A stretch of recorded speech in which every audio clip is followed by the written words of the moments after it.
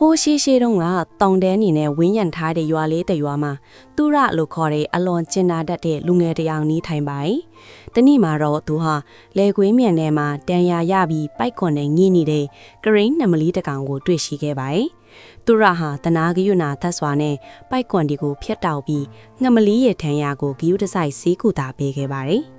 တန်ရာပျောက်ကင်းသွားတဲ့အထာဂရိန်းနမလီဟာသူရကိုကျေးဇူးတင်တဲ့အကြည့်နဲ့ကြည့်ပြီးကောင်းကင်ရံတဲကိုပြန်တန်းသွားခဲ့ပါတယ်။သူရဟာငှက်မလေးလွတ်လပ်စွာပြန်တန်းသွားတာကိုကြည့်ပြီးစိတ်ထဲမှာအလွန်ပဲဝမ်းသာပီတိဖြစ်နေခဲ့ပါတယ်။အေးချမ်းတဲ့ညတညမှာတော့သူရရဲ့အိမ်နဂါးကိုတယောက်ယောက်ကလာခောက်ပါတယ်။တကားကိုဖွင့်ကြည့်လိုက်တဲ့အခါ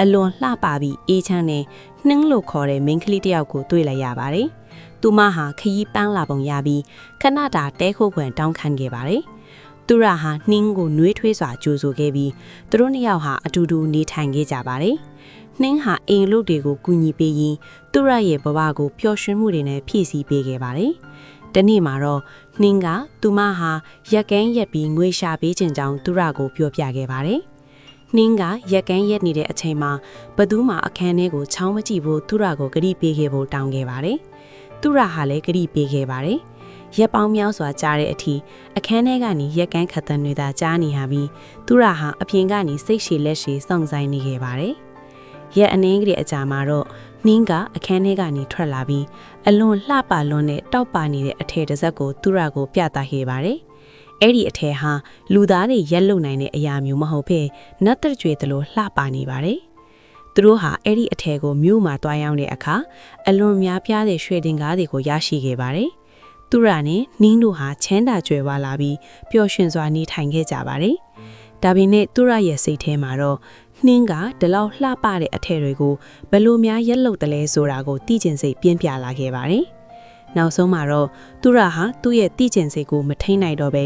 နှင်းရက်ကန်ရက်နေတဲ့အခန်းတကာကိုအသားလေးဟာပြီးချောင်းကြည့်လိုက်မိပါတယ်။သူမြင်လိုက်ရတဲ့မြင်ကွင်းကြောင့်သူရဟာအံ့အားသင့်ပြီးမြင်သက်သွားခဲ့ပါတယ်။အခန်းထဲမှာနှင်းရဲ့အစားဂရင်းနမလီတစ်ကောင်ရှိနေပါတယ်။အဲ့ဒီနမလီဟာသူမရဲ့ကိုယ်ပေါ်ကအငွေးဖြူဖြူလေးတွေကိုတပင်ချင်းနှုတ်ပြီးရက်ကန်းစင်ပေါ်မှာရက်လုံနေတာဖြစ်ပါတယ်။သူမဟာသူရကိုကျေးဇူးဆက်ဖို့အတွက်သူမရဲ့အလှအပနဲ့ခွန်အားတွေကိုပေးဆက်နေခဲ့တာဖြစ်ပါတယ်။ဂတိပြတ်သွားတဲ့အတွက်နှင်းကလူသားဘဝမှာဆက်နေလို့မရတော့ပါဘူး။သူမဟာဂရင်းနှံအဖြစ်ပြန်ပြောင်းသွားပြီးသူရကိုနှုတ်ဆက်ပြီးကောင်းငင်ရံကိုပြန်တန်းသွားခဲ့ပါတယ်။သူရဟာသူ့ရဲ့ဂတိမတီးမှုကိုနှောင့်တရနေပြီမဲ့ဂရင်းနှံမလီရဲ့မေတ္တာနဲ့ကျေးဇူးတရားကိုတော့တသက်လုံးမေ့နိုင်တော့မှာမဟုတ်ပါဘူး။